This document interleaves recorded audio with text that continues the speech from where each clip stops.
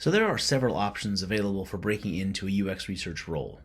They include contracting through what's known as a vendor or staffing agency, as a full-time employee at a company, often just called FTE, and lastly, there's working at a UX agency.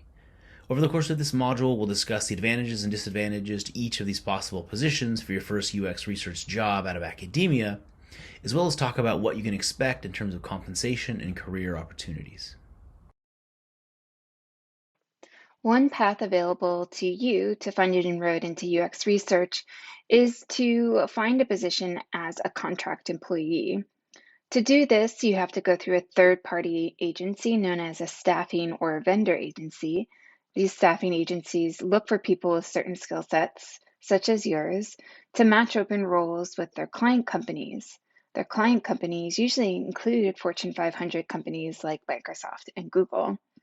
Having an already pre-vetted set of job candidates identified, screened, and entered into their roster, referred to as warm candidates, ensures that the agency can quickly respond to their clients' demands to fill open roles. On the flip side of this, the companies leveraging staffing agencies can also find skilled researchers relatively cheaply compared to filling those positions with full-time employees. Staffing agencies effectively bridge that gap between the candidate and the company or hiring team. Typically, what happens next is that the staffing agency, has a short list of potential candidates that meet the job requirements for the open position with the client company. They'll present that short list to the client company along with the resumes and any type of cover letters. The client company goes through these and makes a decision about meeting with and talking with any of those candidates, potentially engaging in an interview with them. From there, if the client company decides that you're a good fit for the position, they'll work with a staffing agency to determine the terms and conditions and establish a contract. Of importance to note is that this contract is between the client company and the staffing agency. The contract itself is not with you, but with the staffing agency. So all legal elements are managed by the staffing or vendor agency, including the W-2 and 1099. Additionally, all HR issues, including health benefits, 401k, paid time off, and sick leave, are also through the staffing agency and administered and managed by them. Depending on the staffing agency, they also will offer a variety of health benefits and career support.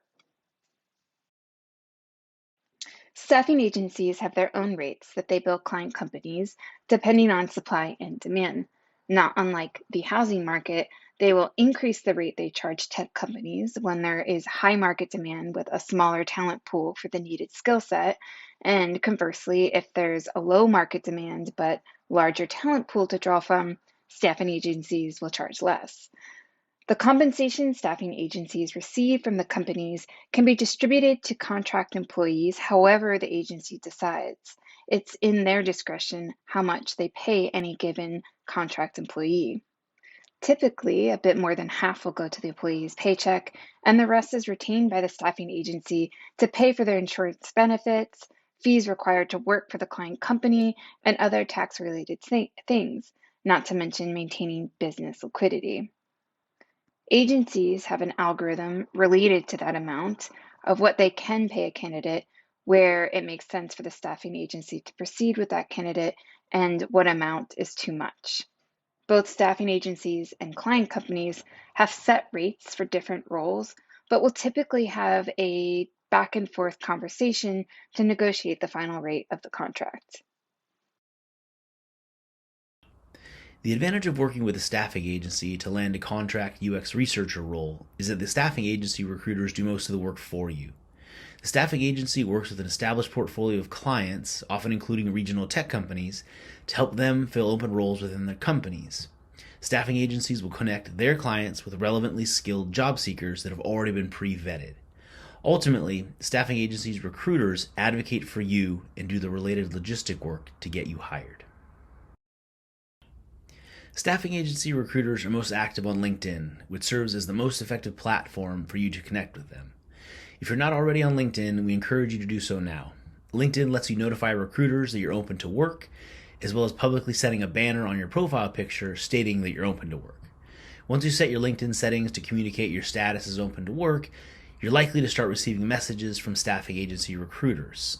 They'll ask to set up an initial meeting with you to discuss your background, education, experience, and methodological toolkit to ensure they're able to best place you with one of their client companies. In Module 7, we talk more about what to expect in the initial conversation with job recruiters, including staffing agency or company recruiters. Assuming your first call with a staffing agency recruiter goes well, they'll then go about finding open roles and bringing them to you to gauge your interest and whether it might be a good fit for you. If you're interested and it seems like a decent fit, they'll recommend you to the company's hiring manager, providing them with your resume and credentials, followed by an interview. Technically, contract or vendor roles are meant to be short-term positions lasting anywhere from 6 months to 2 years, with the average position being approximately a year. The contract can be extended or renewed, but there's no guarantee. A contract employee might be preferable in situations where a project or initiative has a set duration with a known start and end date. In some companies like Microsoft, contractors are only allowed to work for 18 months, and after this time there's a cooling down period of 6 months during which they're not allowed to work for the company as a contractor. Once 6 months has elapsed, the worker can return to working for the company as a contractor. Another aspect to consider about working as a contractor is that your staffing agency may or may not provide you with career development support. This includes mentorship about what kinds of hard and soft skills you'll need to master to advance your career. As such, it's important to inquire with your staffing agency and the client company what type of career development they offer. What you will want to avoid is learning only the skills necessary to support an individual project, only to end up back where you started when the contract ends.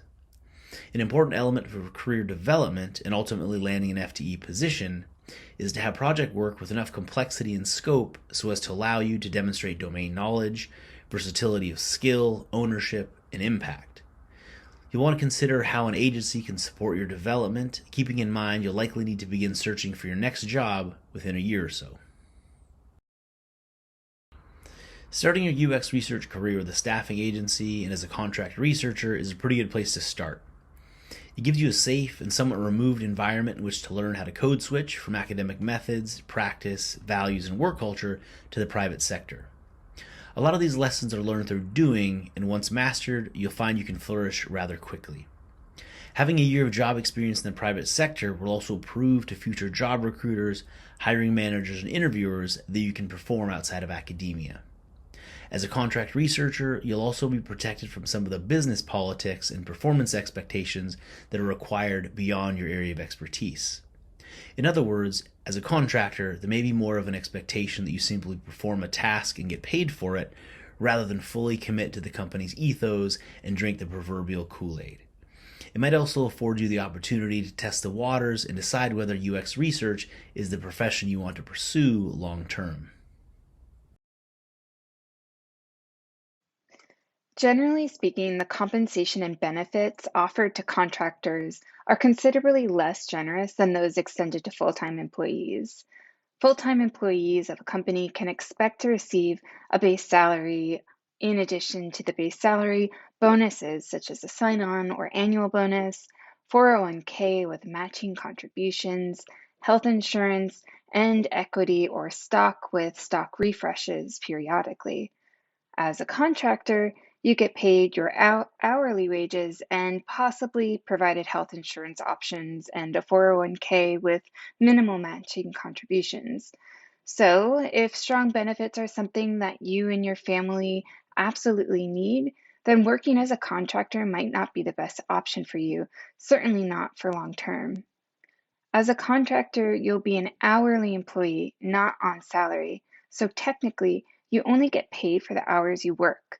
The upside is that compensation rates often increase for overtime hours to 1.5 times your normal rate. Additionally, after working a set number of hours, you'll accrue paid time off. Paid time off can be used at your discretion. To conclude our discussion of contract positions and before we move into a discussion of full-time employment, consider once more that at this stage in your UX research career or kind of the lack of an existing career, A contract position may be the most realistic option for you to get the foot in the door. As a contract researcher, you're less likely to have supportive mentorship or management, so you do want to be proactive about learning and setting yourself up for success in the future. In other words, take this mindset of growth. Honestly, having a growth mindset is really beneficial beyond a contract research position and should be applied in a full-time role as well. In our experience, and as we've observed among others we've mentored in the past, after this first year of job experience, you've basically proven yourself adaptable to the private sector and able to perform UX research. After that, your master's or PhD finally starts to carry that cachet you want in a job, and you're able to find higher level jobs, more compensation, and better opportunities. Compared to contract positions, full-time employee roles are considered permanent and support ongoing products or programs with no end date. There's also a general expectation that the company that brings you on as an FTE will provide you with mentorship and guidance so you can grow professionally in your role and within the company, supporting an upward career trajectory. The flip side is that you're expected to be, at least to a reasonable extent, invested in the company and its success. This reciprocal relationship is fostered through compensation packages, such as partial payment through company stock units or equity, as opposed to solely your salary. Full-time employee roles will be salaried positions, which is a set annual sum that's paid out either on a biweekly or monthly cadence.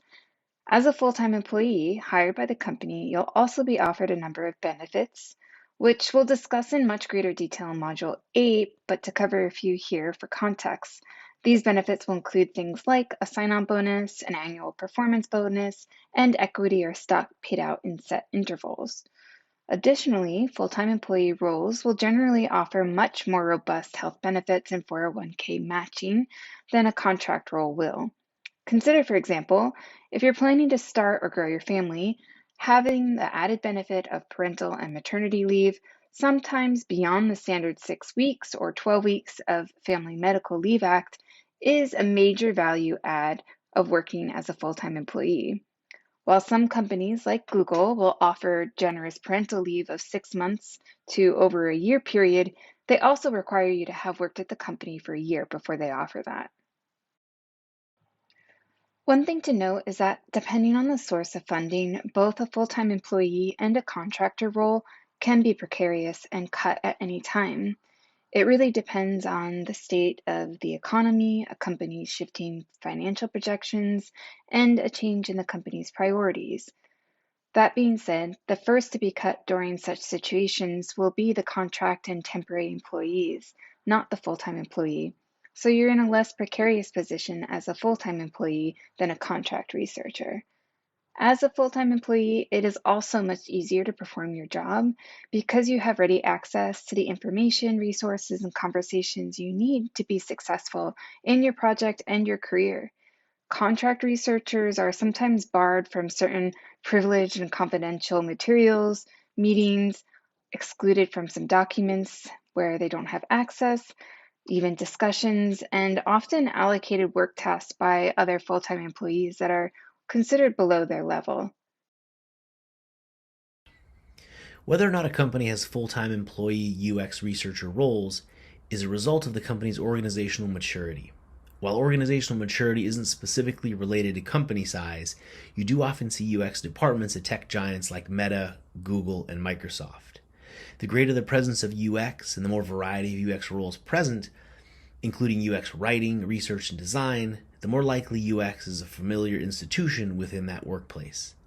This is a huge benefit because one of the biggest barriers to executing UX research is the uphill battle around having to educate and inform your stakeholders about what exactly UX is, and especially what user research is and how it differs from the other UX specializations. Working at a company where UX and its subdisciplines are fully established will free you up substantially to actually do your work, have productive conversations with cross-functional partners, and be recognized for doing your job well. In companies where UX is not prevalent or well understood, The bulk of your work as a founding UX and UX research member will be to tackle the steep learning curve for your immediate product partners and ultimately the entire organization. In our experience, product and engineering partners are more familiar with UX design and design researchers that specialize in usability testing, but not the broader range of methodological and analytical skill sets present in the growing field of UX research. Some user researchers thrive in this type of pioneering environment and enjoy tackling the educational and organizational development aspects of forging a user centric ethos at a company.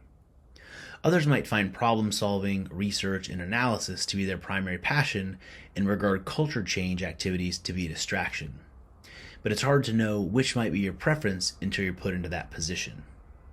So, asking ahead of any job you take what the relationship is at present between UX and product teams, between the different UX disciplines, and how institutionalized UX is to date will be important to fully grasp what will be demanded and required of you in order to actually perform user research at a given company.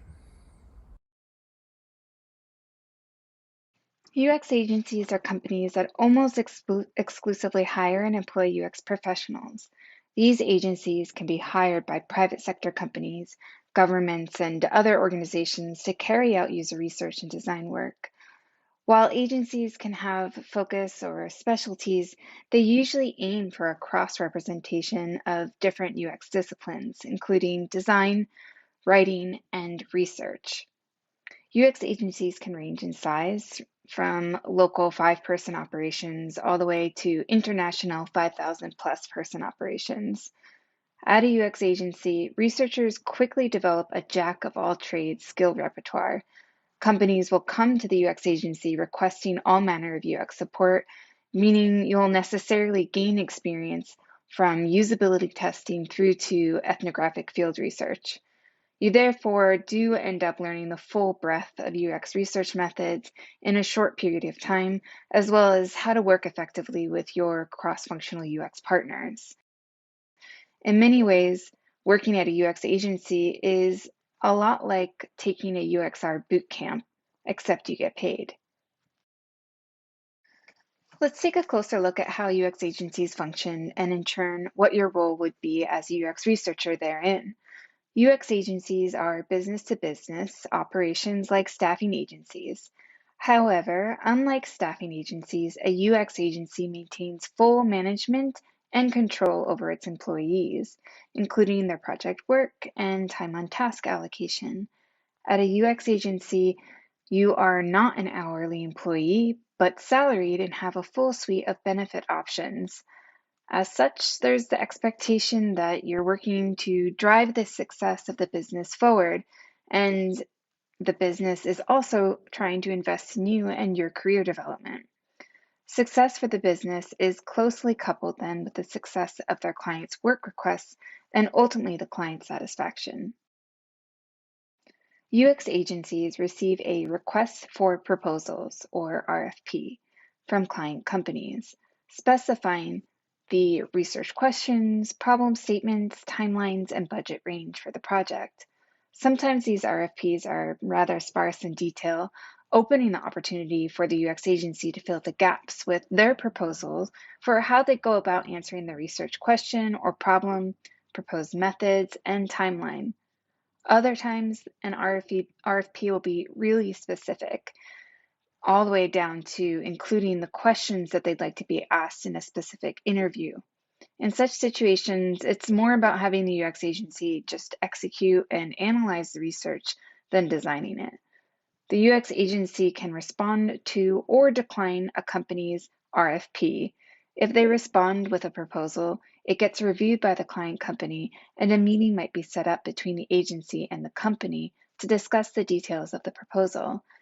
After receiving at least 3 responses to an RFP, the company will choose which agency they want to work with. As an employee of a UX agency, you don't have too much discretion as to which projects you're assigned to. Rather, you're told by your manager or team lead what project or projects you'll be working on and approximately how much of your time should be allocated to each, be it 25% or 100%. You can expect to have a regular weekly cadence of meetings with your client company stakeholders. The degree of involvement of these stakeholders will vary from essentially partners in research all the way to disinterested members.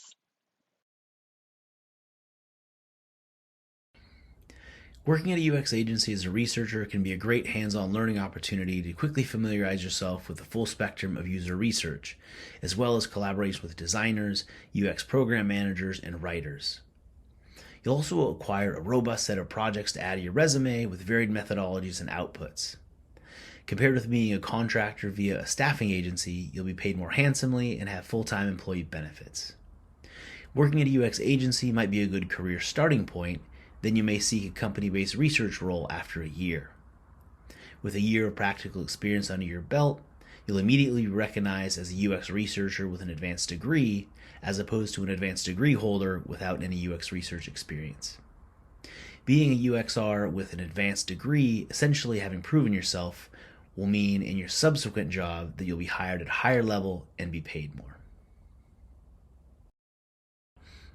A con of working at a UX agency is that your workload can vary widely, from intensive 60-hour work weeks to light and difficult to fill 20-hour work weeks, depending on the project that you're assigned to or the complete lack of any project work at all.